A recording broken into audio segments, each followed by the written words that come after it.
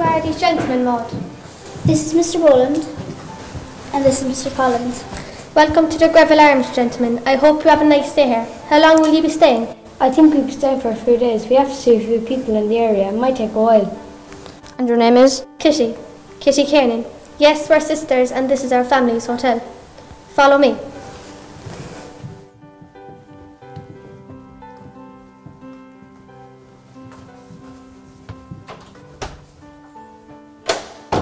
No doubt we'll meet again over the next few days. Thank you. Is this my room? Yes. Mr. Boland's room is the next one. Thank you, Liz. I'll just put my bags into my room and I'll be back in a second. Grand job, Harry.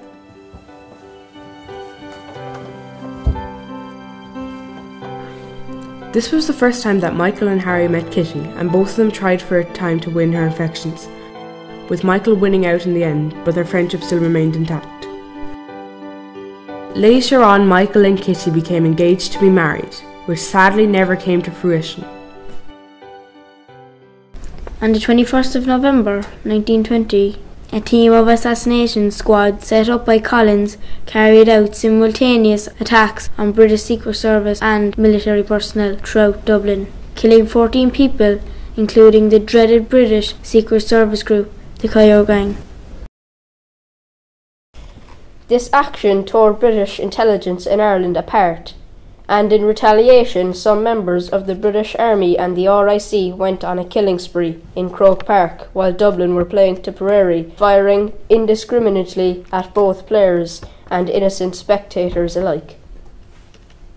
As a result of this action, 7 people died during the firing, while another 5 died later from their wounds. One of those killed straight away was the player Michael Hogan. The Hogan stand in Croke Park is named after him. In all, 31 people died that day, 14 British, 14 Irish civilians and 3 Republican prisoners supposedly shot while trying to escape. As the War of Independence continued apace, and with no great progress being made by either side, negotiations began to take place by both sides. A truce was declared in July 1921, during which Eamon de Valera met the British Prime Minister Lloyd George in London, but no agreement was reached.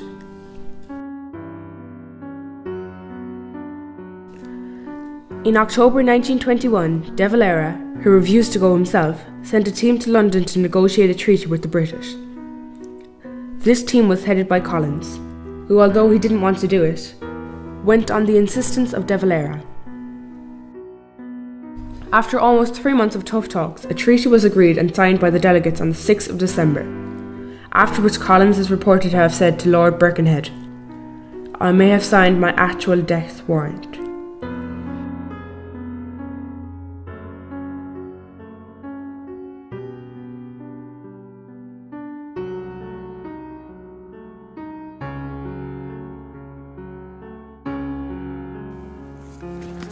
Gentlemen, I have here a document which goes against all the ideals of republicanism, flies in the face of what many Irishmen fought for many years, and which a great many of them died.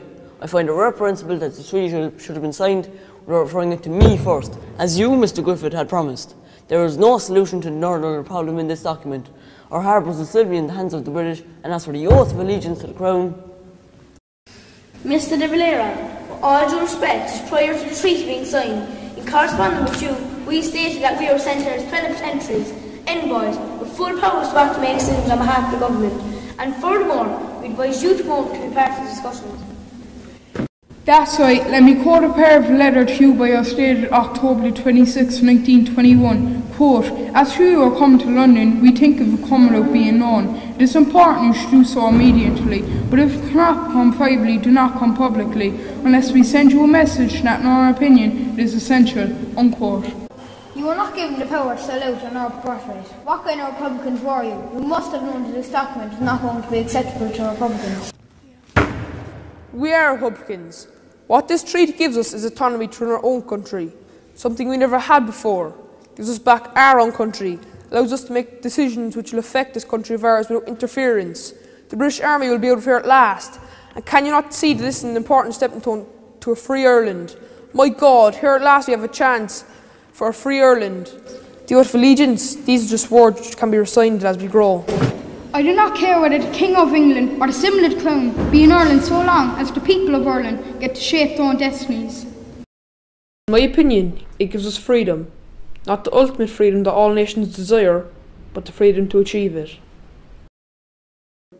What Michael Collins achieved was self-government. We were able to control our own finances. We were able to govern our own country to the best of our ability. We had freedom except for the oath of allegiance. And De Valera, in effect,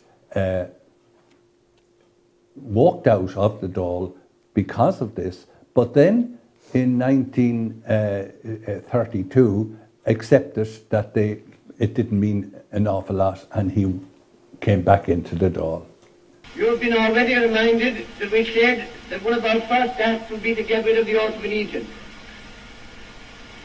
We wanted to get rid of that oath because it was a fruitful source of division and dissension in this country. The moment we got into office, we put that oath through the Dáil.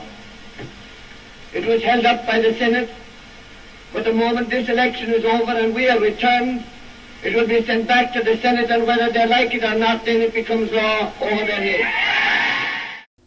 Advocates of Collins' position would argue that the Irish had no other alternative because militarily they could not withstand a war with Britain. Britain controlled could bring millions of men. It had unlimited resources. It had just won a First World War on an enormous scale, and Little Ireland could not militarily defeat the British Empire. So realistically, this kind of treaty, this kind of compromise was the only avenue open for settlement. On the other hand, the treaty brought Ireland into the empire voluntarily, and a lot of people didn't think that was acceptable. The other thing is the way the treaty was signed.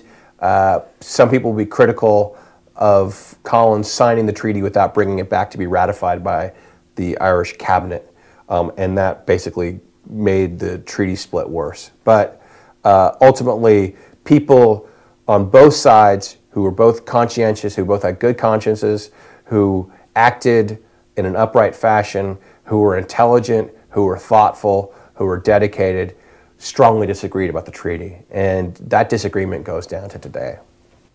Okay, girls, this meeting will come to order. We have a lot to get through. Tomorrow, as we all know, we are holding a convention to discuss the treaty. This cannot be treated lightly. Over 500 of our members will be there, and we, as the executive, will have to decide where we stand on the matter. Could someone go over the main points of the treaty? Some of us are only hearing what it contains at the third, fourth end. There are many good aspects in the treaty. We will have a great deal of autonomy. We will be able to run our own affairs, set up our own government, and the British Army will be out of it. All very well, but Northern Ireland question is not resolved. Not to my satisfaction anyway. The harbours of the British will still be allowed to use them if we go to war. To me, the worst part of the treaty is the blasted oath of allegiance to the king. To hell with that. Colin says it's the best we can do at this point in time, and it should be used as a starting point to the road to freedom. Are any of us here in favour of one side over the other? I can see a split causing a problem. We should hold a secret ballot to decide who's for the treaty and who's against it. Hell with the secret ballot. Since that will be counted, a show of hands of those against the treaty. That's pure intimidation, Constance. That's not fair. Show of hands, show of hands. On the 7th of January 1922, the treaty was approved by the Dáil on a vote of 64 to 57, while at a Cumann na mBan convention held on the 5th of February 1922, the delegates voted against the treaty by 419 votes to 63 in favour. A civil war seemed inevitable, and on the 28th of June the Free State Army laid siege to the four courts in Dublin, which some anti-treaty forces had taken over. The civil war had begun.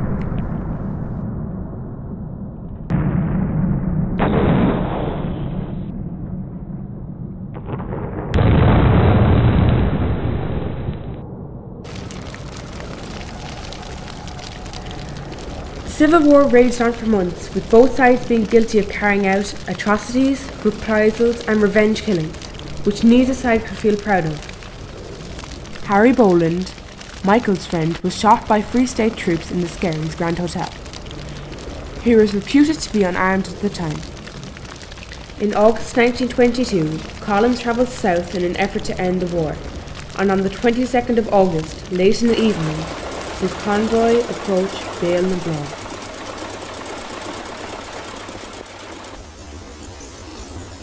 I don't know if all this was just a waste of time, Emmett. I wish we had an end to all this bloody fighting. Too many people have died. Too many. The tide is turning, Mick. Hopefully these visits south will bring a change of attitude here. It can only do some good. Don't know. I just don't know.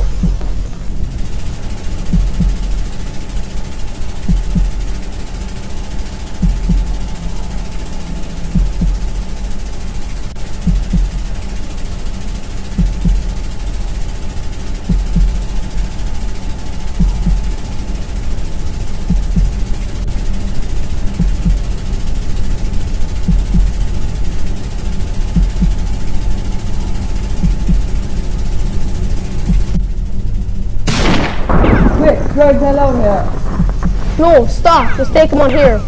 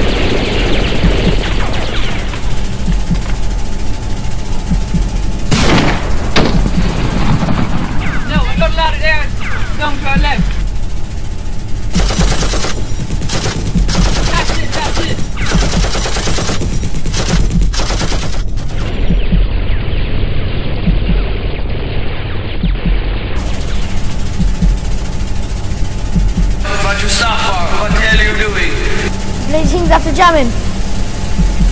We're bloody well and damn it, we need it. I'm trying. It's blocking the breach. Keep them pinned down. They're treating further up the road. I'm moving down to get a clear shot.